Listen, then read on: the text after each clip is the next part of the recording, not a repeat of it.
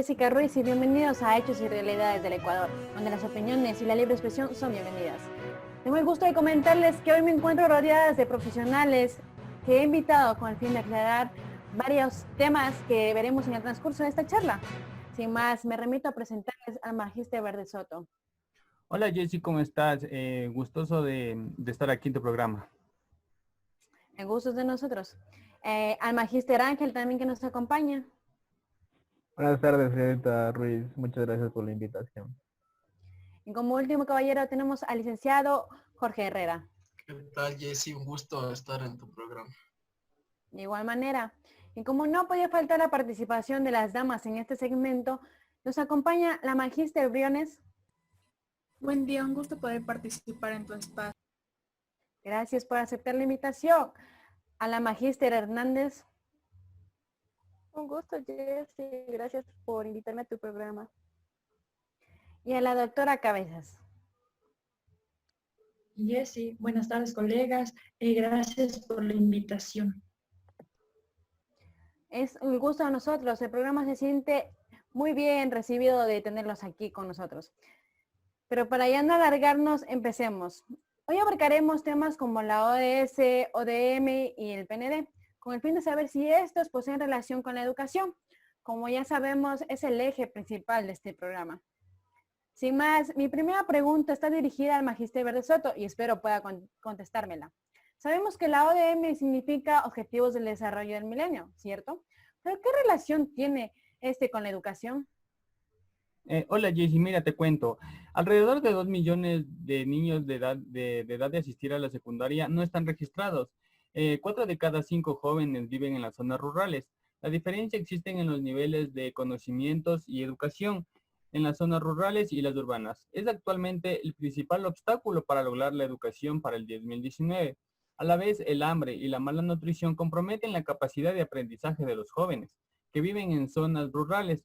Se debe abordar la seguridad alimenticia y la educación de manera conjunta, con el fin de desarrollar la capacidad de las personas del medio rural, alimentarse y superar la pobreza, el hambre y el analfabetismo. La protección social sirve de puente entre los esfuerzos sectorales de la educación y la seguridad alimenticia, conduciendo a una eficacia, ya que el objetivo principal de la ODM es asegurar que en el 2019 y 2020 los niños y niñas de todo el mundo pueden terminar un ciclo completo de enseñanza de primaria y secundaria. Eso es mi Jessica.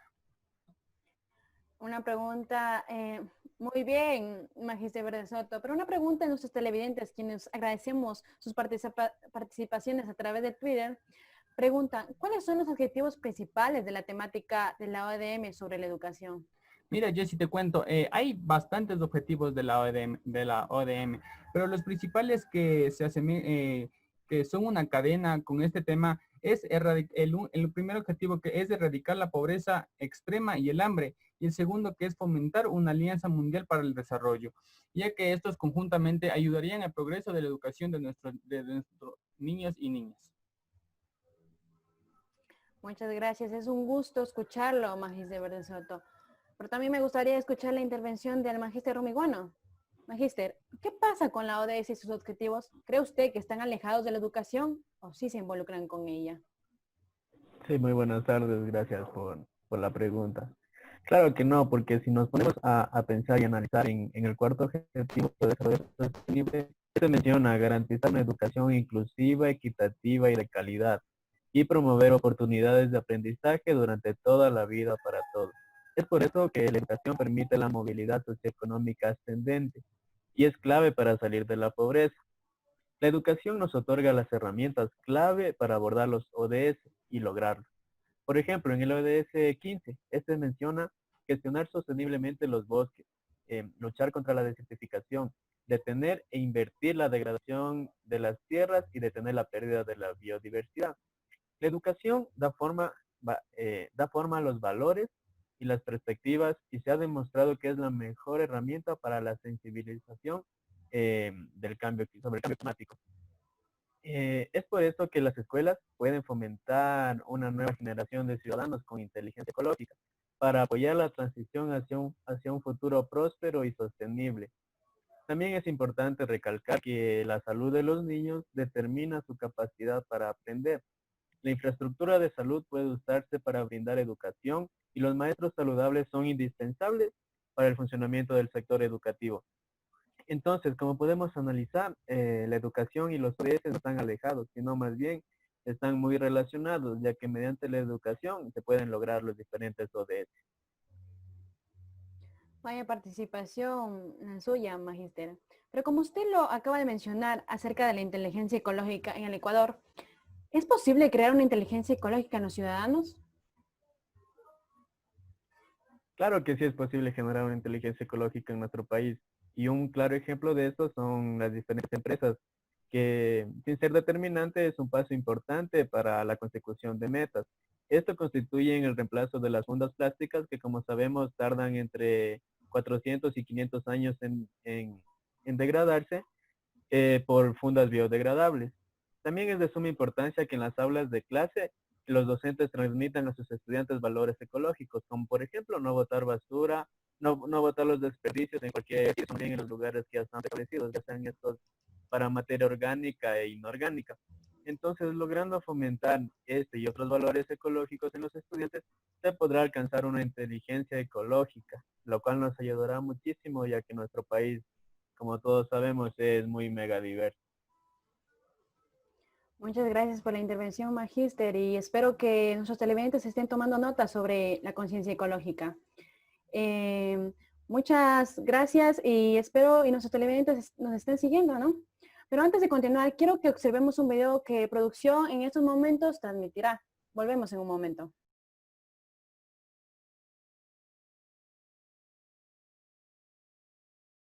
Cuando en el año 2000 se establecieron los Objetivos de Desarrollo del Milenio, muchos pensaron que sus metas eran tan ambiciosas que no podrían alcanzarse. 15 años después, 700 millones de personas han salido de la pobreza. Se ha salvado la vida de 48 millones de niños y niñas menores de 5 años. Y en 2012 había en el mundo 184 millones de niños y niñas matriculadas en educación preescolar, casi 2/3 más desde el 99.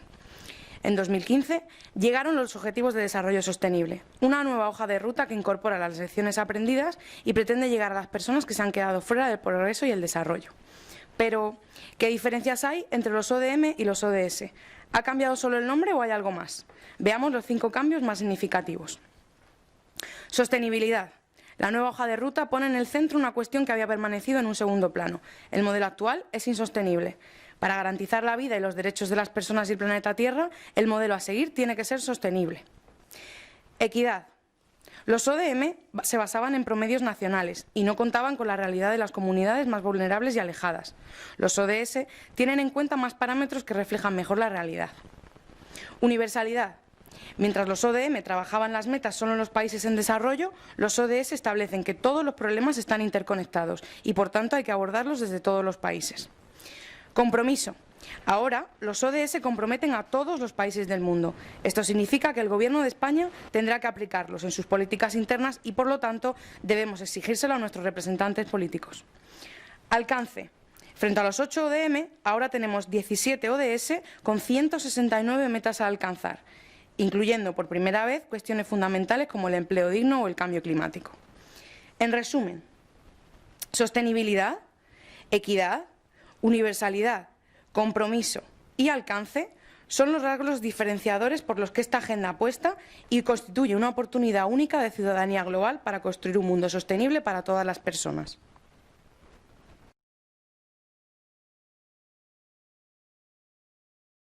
Estamos de regreso. Acerca del video, me gustaría saber qué opinión tiene la doctora Cabezas. Ya. Jessy, colegas, buenas tardes. Bueno, pues de acuerdo al video, primero te voy a contar un poco sobre el Ecuador. Ecuador fue uno de los primeros países que aplicó en el 2016 la medición de los Objetivos de Desarrollo del Milenio, las ODM, en el agua del consumo humano. Esta iniciativa fue incluida en el Plan Nacional de Desarrollo del Buen Vivir. Este ejercicio fue propuesto en marcha en diciembre del 2016, en el que se conocieron los indicadores sustentables de las agencias de desarrollo.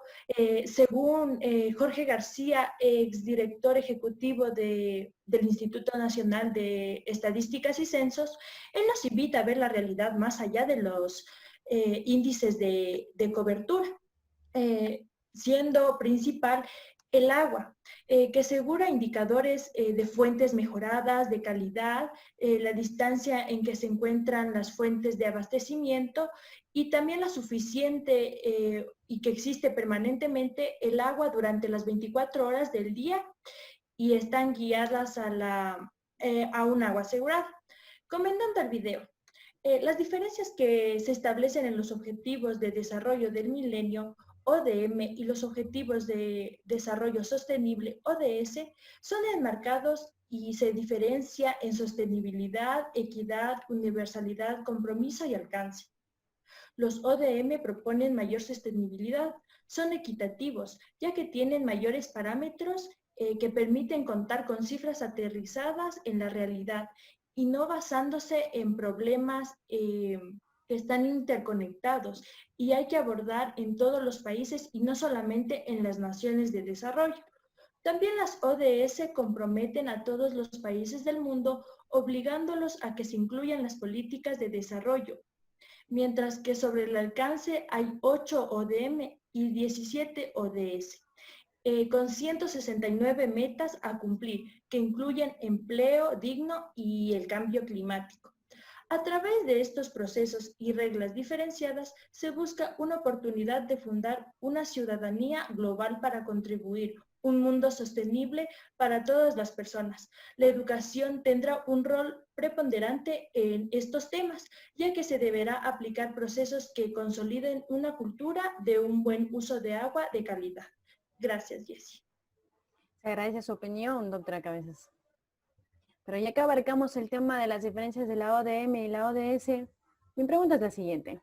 ¿Cuál o cuáles serían los beneficios de la ODM en la educación? Y espero y pueda intervenir el licenciado Herrera. Claro, Jessie, con gusto. Dentro del proyecto de la ODM y la ODS podemos decir que la educación es la clave para la inserción en el empleo y para el desarrollo de la personalidad y de la conciencia ciudadana.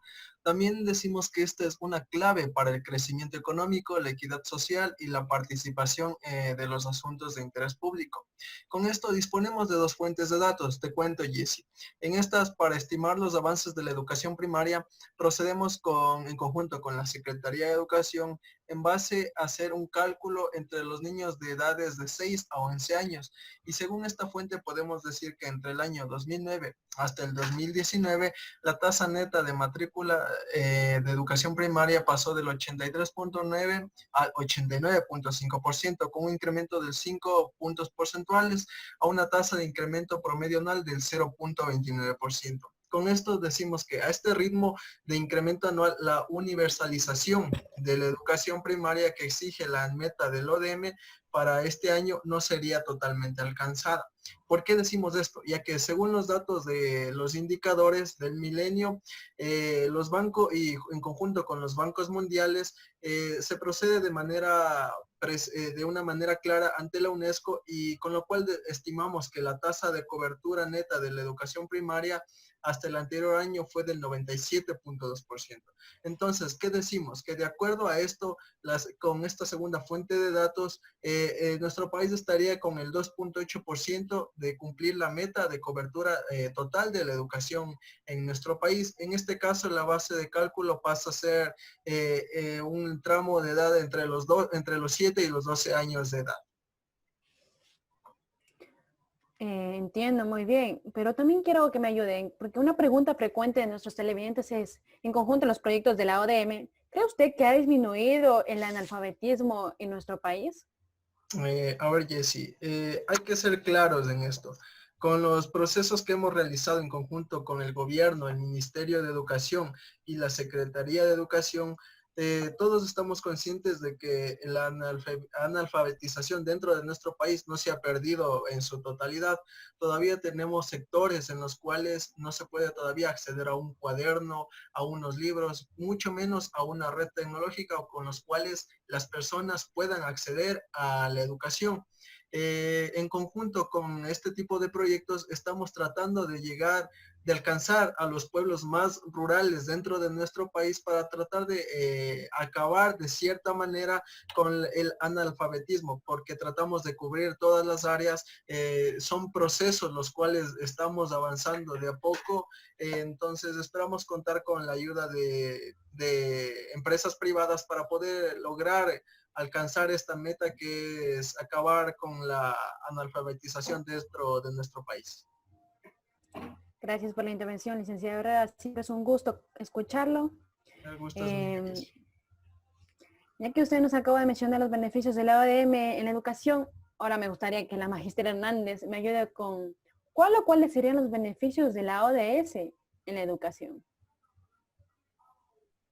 Claro, Jessica, respondiendo a tu pregunta, mira, te cuento que los beneficios de la ODS es que garantiza una educación inclusiva. Pues, ¿a qué me refiero con esto? Esto, o sea, busca atender las necesidades de aprendizaje de los niños, niñas, adolescentes, adultos, en especial en énfasis en aquellos que son vulnerables a la marginalidad y a la exclusión social. Mira, otra también de los beneficios es también que nos garantiza o nos permite una educación de calidad. Para esto se representa adquirir las competencias y los conocimientos necesarios para asegurar el reconocimiento, y el respeto permanente de todos los derechos humanos.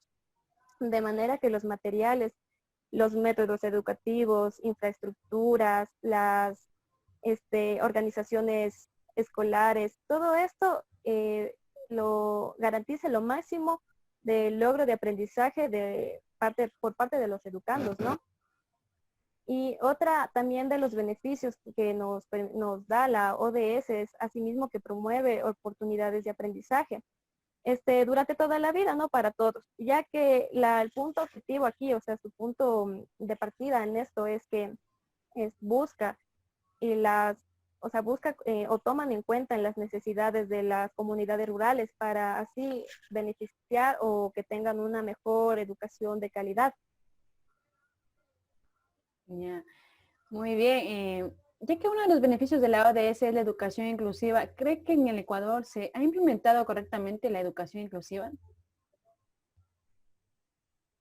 Mira, verás, en la ley orgánica de intercultural, en esta misma ley, o sea, ordenaba a partir del 2010 que se comiencen a contar en Ecuador con un proyecto modelo de educación inclusiva, cuyo objetivo es asegurar que el sistema educativo cumpla con las demandas de la Constitución, es decir, hacer posible la escuela para todos, atendiendo a aquellos sujetos que necesitan, o sea, de necesidades educativas especiales, asociadas o no a la discapacidad.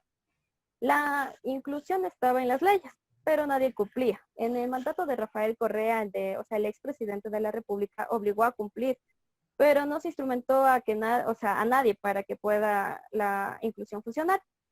Pero se hizo al revés.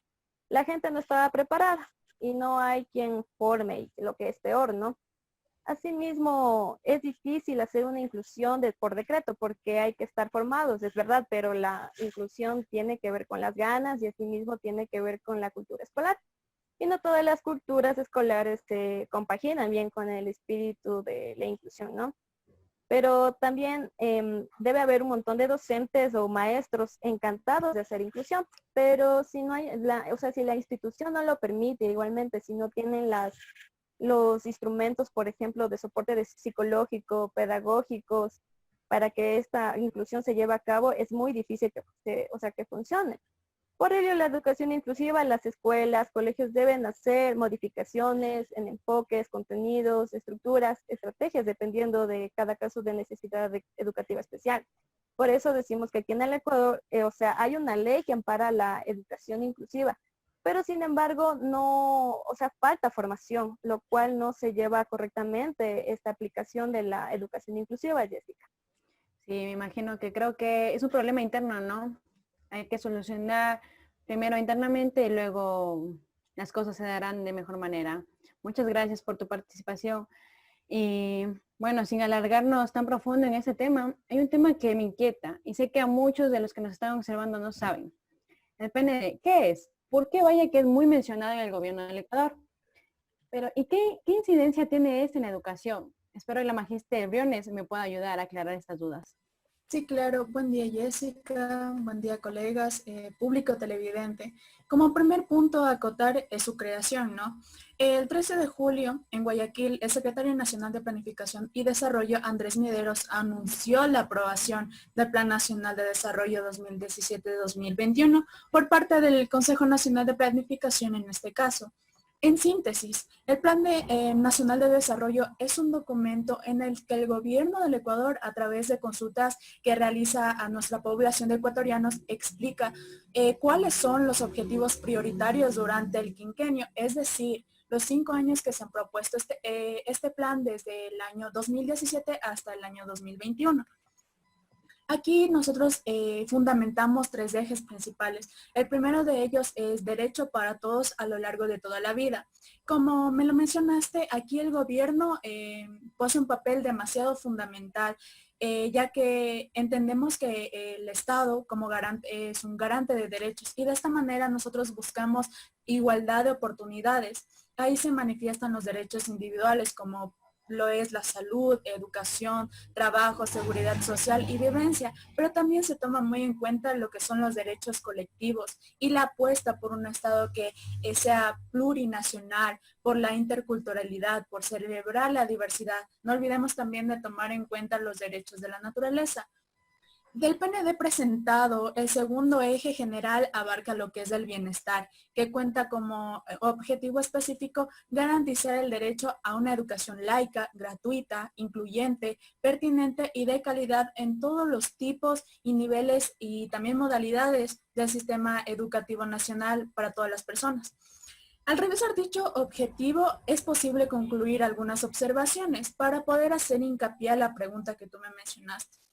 Aunque el objetivo hace énfasis en garantizar el derecho a la educación con todas sus características, incluyendo obviamente la de la calidad, el objetivo evidencia que las ideas es lograr una mayor educación como un medio efectivo para poder reducir la pobreza y la desigualdad, así como también incrementar la productividad y competitividad en lo que es nuestro país, obviamente.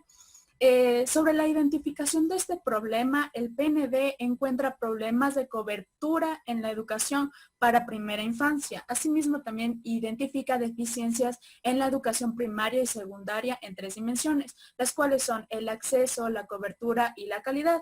Por otra parte, también haya como principal reto la transición escuela-trabajo en la educación mediana superior, en donde sobresale la baja calidad, lamentablemente, de la educación, la pertinencia de un sistema educativo y de ingreso al mercado laboral. Por último, en la educación superior se identifican 3 grandes retos que te los voy a mencionar. Como primero, nosotros tenemos la mejora de la calidad y la pertinencia de la oferta respecto a las necesidades sociales y económicas. Como segundo, tenemos la articulación eficiente entre niveles y tipos y modalidades educativas. Y como por último te menciono las necesidades de financiamiento oportuno, suficiente y con certidumbre requerida para sustentar las estrategias con una visión que tengamos a largo plazo. También el PND encuentra áreas de oportunidad en los materiales, en métodos educativos, planes y programas, así como en la falta de reconocimientos en la función del magisterio y de un sistema integral de formación, capacitación y de actualización del personal docente en servicio. Para poder concluir con mi intervención, te mencionaré el último eje, que es el tercero, que se denomina Más Sociedad, Mejor Estado, en donde aquí nosotros apostamos la participación ciudadana, apostamos el diálogo con una forma de convivencia social, apostamos también a que el Estado sea muchísimo más transparente, mucho más eficiente, con servicios de calidad y calidez en todo el territorio nacional. No me siento más honrada que escucharla, magíster. Pero antes que se vaya, quería preguntarle, ¿qué importancia tendría el Plan Nacional de Desarrollo en el Ecuador? Mira, primero que todo nosotros tenemos que tomar en cuenta que el Plan de Desarrollo Nacional no es repartir los recursos que se produzcan en el país, pero sí es una estrategia para poder invertir en la educación, en la salud, infraestructuras como lo son carreteras, hidroeléctricas, acueductos y en aspectos específicos que son necesarios para el desarrollo de la nación como un todo, de manera que toda la población y todos los sectores tengan iguales oportunidades y las mejores condiciones obviamente para para poder vivir y subsistir, para poder por ellos mismos progresar. Esa sería la importancia en cuanto al PND en nuestro país. Muchas gracias. Me siento feliz de terminar este programa con la intervención de la licenciada Briones, pero lamentablemente hasta aquí llega el programa del día de hoy. Pero me voy honrada de haber tenido la oportunidad de hablar de estos temas con todos ustedes. Sin duda nos iremos de este programa con información valiosa. Gracias a cada uno de los invitados que nos aclararon varias preguntas y también a todos ustedes que nos acompañaron desde sus hogares. Sin más que decir, se despide con ustedes Jessica Ruiz y gracias por ver Realidades y Hechos del Ecuador.